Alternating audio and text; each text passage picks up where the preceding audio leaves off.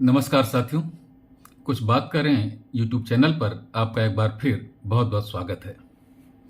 आज मैं आपको एक छोटी सी कहानी एक युवती की सुनाता हूँ। सुनिए।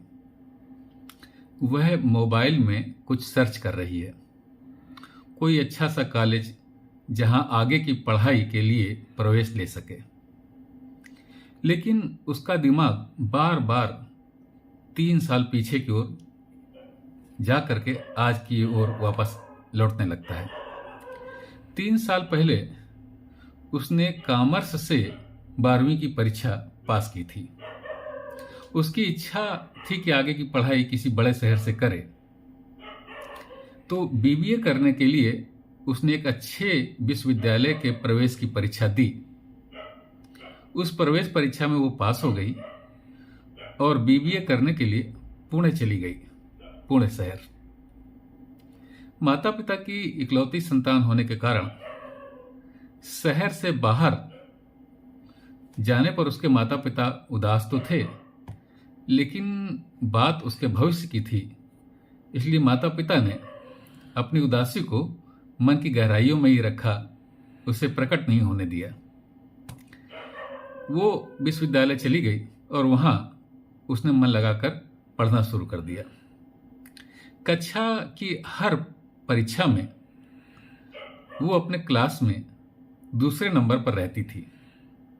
माता पिता भी उसके खुश थे उसकी इस प्रगति को देख करके, और वह स्वयं भी संतुष्ट थी अपनी तैयारी से। उसे ऐसा लगने लगा था कि 3 साल बाद जब उसका बीबीए पूरा हो जाएगा तो कैंपस सिलेक्शन करने के लिए जो कंपनियां आती हैं, कोई ना कोई कंपनी में उसका चुनाव हो जाएगा और उसे कोई ना कोई रोजगार यानी कि नौकरी मिल जाएगी। लेकिन अभी पहले वर्ष की परीक्षाएं होने ही वाली थीं कि धरती पर अब तक की सबसे बड़ी महामारी ने अपने शिकंजे में पूरी दुनिया को ले लिया।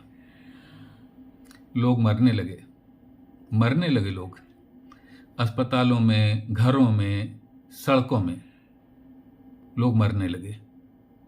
यह बीमारी ऐसी थी कि कहीं पर किसी पर भी पंजा मार देती थी। उसकी चपेट में जो आया वह नहीं बचा। पूरे संसार में हाहाकार मच गया। इस बीमारी को कोरोना नाम दिया गया। कोरोना नाम दिया गया इस बीमारी को।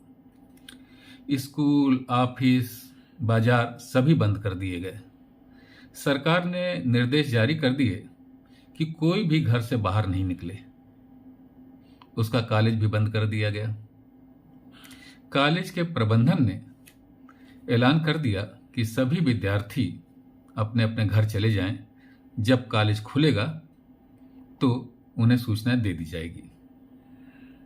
उसने पूना से अपने पिता को फोन किया कि छात्रावास में उसके कमरे में रहने वाली उसके साथ की ही दोनों लड़कियां दोपहर को ही अपने घर चली गई हैं, और उसने अपने पापा से कहा कि आज ही हवाई जहाज का टिकट बुक कराओ, मैं भी आज ही निकलूंगी, मैं अकेले यहां नहीं रह सकती।